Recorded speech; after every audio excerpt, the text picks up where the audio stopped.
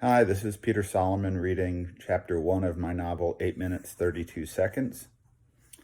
Chapter 1. Elle had forgotten how many times she'd died. Once more, her repeated promise to M, just one more death. Elle's fingers shook where they rested on his arm, trying to pull the injector closer to the port in her forearm, waiting for her fix. M pressed the plunger. For a moment, she wanted to curse him for injecting her, for reminding her that after she died, she'd forget her empty promises of never dying again. He'd heard it all before. He'd hear it the next time he killed her, and the next. But that moment was fatally brief as the heat reached her heart and fire tore through her with the finality of flatlining.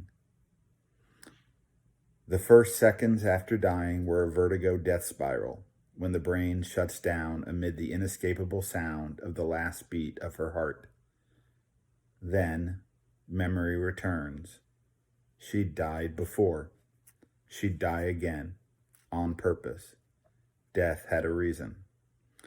After the pain, she'd wake to see through someone else's eyes, trying to answer one simple question: who am I? Only 6 options: David, Levi, Billy, Stephanie, Yasmin, Amy. Neither L nor M knew what made them special. Why 6? Why not more or fewer? David this time. He was an odd one. Well, all 6 had their oddities. Loners, angry, brilliant but lonely. L liked being David a little more than the others. He was curious, always tinkering. Elle liked that. She recognized David's messy room. Clutter on the desk threatened to bury him if he moved too much. Random computer parts and wires. Dozens of books with hundreds of bookmarks sticking out of them. Piles of clean, folded laundry on the floor next to dirty towels and yesterday's clothes. Charts and other scientific diagrams covered the walls with equations and research. Shelves of tools and electronics she didn't recognize. M might have known their uses, but he wasn't here. This was her death. David cradled his phone, scrolled through a dozen messages too quickly for Elle to follow, stopped on one. December 28th, 2064, 14:37:08. USA MRMC material request denied. A few brushes against the screen forwarded the message to Amy. The phone rang within seconds. Surprised, she asked. No, but I had to try. Amy laughed. Elle cringed, hating the sound of Amy's grating laughter. This deepening relationship between David and Amy was relatively new. Anything new was important, if she could remember it. At first, the 6 hadn't known each other, strangers living their own lives, little more than children. Then, they'd found each other and grown up. Can you get it? Amy asked, her voice dropping. David turned to one of his computers and loaded the website for the United States Army Medical Research and Material Command at Fort Detrick. In the upper right-hand corner, a small black and white photograph showed Major General Nisha L. Mukatapai, commanding general, in front of an American flag. David raised his middle finger to the picture, then flicked the screen. I can get it. I have a plan. Clear. The word echoed within L, loud enough to drown out Amy's response, but David never heard it. No one ever did. The computer told them that saying clear warned people of the potential dangers of electric shock from the defibrillator, but there was no one but M to warn. Elle tried to grasp onto something. Anything. The computer, the phone, David himself, but it never worked. They'd no way to know how long each visit might last. Moments, sometimes hours, before resurrecting exactly 8 minutes, 32 seconds after dying. Elle and M spent far too long debating.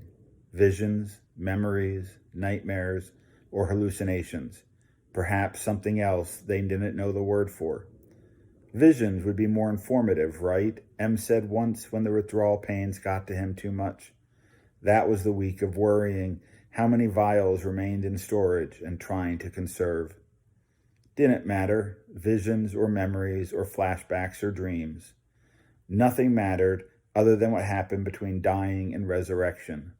Those few precious moments when Elle lived someone else's life and she could almost forget the reality of her own. Replacing the truth of the barren world on the other side of airlocks and fake windows with blue skies and 8 billion people overcrowding the earth. Not just her and M, the last surviving members of the human race. The end of the world sucked.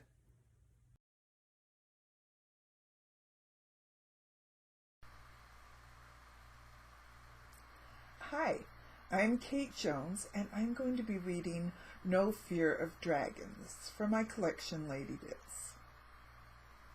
I don't like trains, not one bit. The ones at the 7th Street Metro station are my least favorite of all.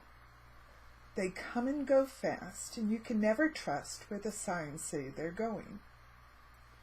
One time, I got on one, and it took me so far, I think I was in Mexico when it finally stopped. Maybe I was. It took me most of 3 days to walk home. 3 days doesn't sound like much, but a lot can happen. I know that now. The sound of trains is awful, too. Trains roar like dragons. Can't trust something that makes a noise like that. I like to put my fingers in my ears and say, la la la la la. That's the thing I do. I come down to the platform every night, even though I don't like it. Somebody's got to do it. Tonight is no better or worse than any other. The place has the weird electric light color that I've only ever seen in underground places. It's bright as daylight, but that's the only resemblance. The light makes the edges of living people look glowy green. Green isn't a good color on most people. It makes me think of flu faces that have been sneezing a lot. There's a breeze blowing through the tunnel, coming from down the hall and up the escalators. I guess that's where it's coming from. Or maybe the train is pushing it with its nose as it flies down the track. It's hard to tell. There's no smell to the breeze. I can't tell if the air comes from the ocean or the desert. That's another thing I hate about the subway trains in the station. The air is as scrubbed clean as the electric daylight.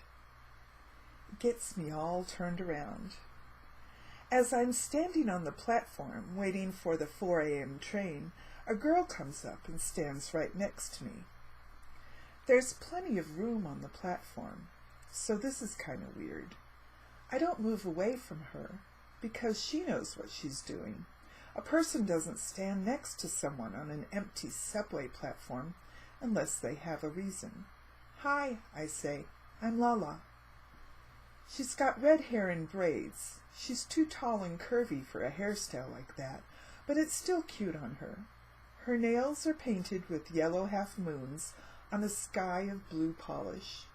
I wish we were friends, and I could ask her to do my nails like that. Hi, she says. Her voice is raspy, like she needs a drink of water.